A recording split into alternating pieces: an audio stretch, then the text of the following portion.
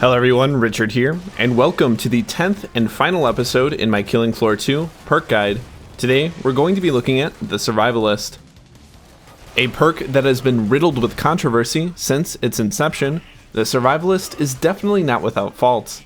However, due to some rebalancing, the Survivalist has had a bit of a facelift. The Survivalist is a generalist perk that banks on versatility over specialization, unlike all the other 9 perks, at least in theory. Its perk bonus at level 25 includes 15% increased weapon damage, 25% resistance to damage, 25% additional armor, 75% increased Z time reload, and heavy armor. Compared to other perks, the Survivalist receives a noticeably smaller damage buff from leveling.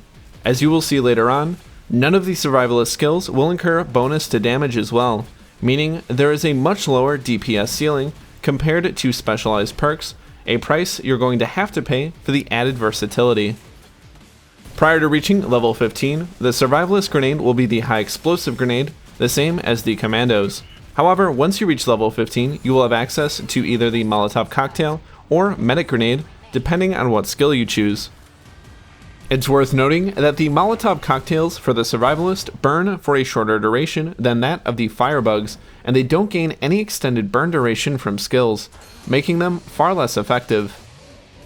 Currently, the Survivalist only has 2 dedicated weapons, the Kilowatt and the Freeze Thrower. While the Survivalist will get all perk bonuses from using any other weapon, these 2 weapons are exclusive to the Survivalist. The Freeze Thrower is a very powerful weapon, but in general functions as a tool first and a weapon second. Its Cryo Beam allows you to freeze any Z, big or small, relatively quickly. It also has a secondary fire mode, shooting chunks of ice, dealing high burst damage, while freezing enemies at a reduced rate.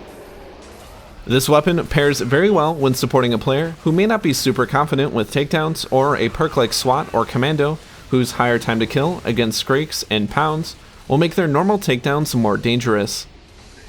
However, a level 25 Survivalist with the right setup can easily dispose of a max HP Skrake or Flesh Pound. Skrakes will take 2 successive headshots with a tier 5 railgun, while Flesh Pounds will take 3, with the Freeze Thrower giving you ample time to accomplish both. The next weapon, the Kilowatt, functions very similar to the Freeze Thrower in concept, able to incapacitate Zeds reliably, however from a much safer range. Instead of freezing Zeds, the Kilowatt applies EMP Affliction, bringing any Zed that's not killed from the raw damage to a slowed pace. Like the Freeze Thrower, the Kilowatt has a secondary fire mode, firing long beams of current, delivering a more concentrated EMP blast. While in theory this is more effective, I find the movement speed reduction and high recoil to make it less reliable than the standard method of firing, but your mileage may vary.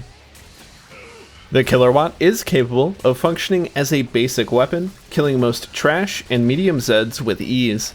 Despite its attack being bolts of lightning, it will still deal assault rifle damage, making it effective against cysts and stalkers. While the Survivalist has 2 very unique weapons in its arsenal, its strength lies in its ability to utilize a wide arsenal of weapons to adapt to a changing playing field. While I won't be reviewing every weapon or every weapon combination, there are a few combinations of weapons and skills that I think allow this perk to shine. The first and my favorite is the Railgun Support, consisting of the M4 shotgun, tier 5 railgun, and medic pistol, and using heavy weapon training, medic training, weapon harness, Zedsplosion, and Madman.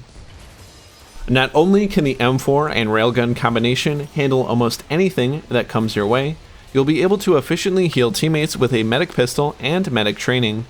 While you may not have the knockdown power of a dedicated sharpshooter or support, you can, at the very least, lend a hand in performing takedowns. The second loadout is more specialized for isolating and removing big Zeds, while still being able to handle some trash and assist with healing. You'll be using the Medic SMG, tier 5 railgun, and Freeze Thrower with the same skill selection as before.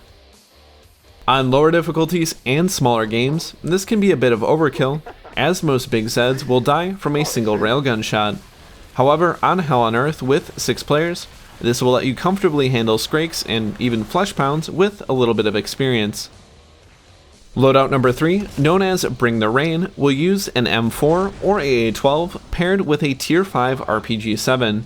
This will again use the same skill selection, although you can opt for Make Things Go Boom instead of Zedsplosion. This build lets you play more as an aggressive trash cleaning perk with the ability to assist a demo with Fletch Pound and Quarter Pounds thanks to the RPG. I personally prefer the M4, but the AA-12 is a more forgiving weapon and a much more id-satisfying weapon due to its large magazine and full auto capability.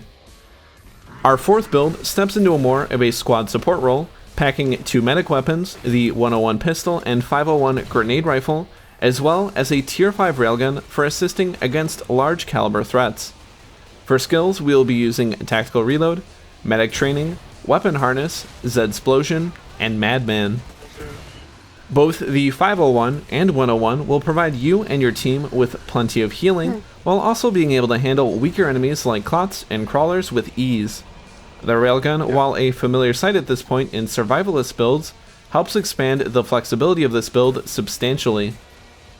Our fifth and final build for the survivalist, the team player, is a very support-oriented loadout featuring the 501 for healing and general combat, and the crossbow for softening up and stunning skrakes. The skill selection will be Tactical Reload, Medic Training, Ammo Vest, Zedsplosion, and Madman. This one functions strictly as a helping hand, working in tandem with high-value target killers to stun skrakes, screen for trash, and provide healing. While the crossbow is a bit anemic on the survivalist without stability and the better perk bonus from Sharpshooter, it is still able to stun skrakes with a single headshot. Like I said earlier, the survivalist has an insane amount of flexibility, and I would highly encourage anyone looking to play to experiment with different loadouts and configurations. Make sure you try to balance out your abilities if possible, as specializing may see you get outclassed by dedicated perks. Survivalist skills are thankfully straightforward, with Tier 1 providing you with increased reload speed for either small arms or heavy and support weapons. Tier 2 will either let you have enhanced healing capabilities both via syringe and a medic weapon, or get a significant boost to melee damage, attack speed, and agility. Tier 3 will let you choose your grenade type, either Molotov or medic grenade, and whether you want additional carry weight or ammunition. The fourth tier will either improve the radius of explosive weapons or adds a 30% chance for slain Zeds to detonate.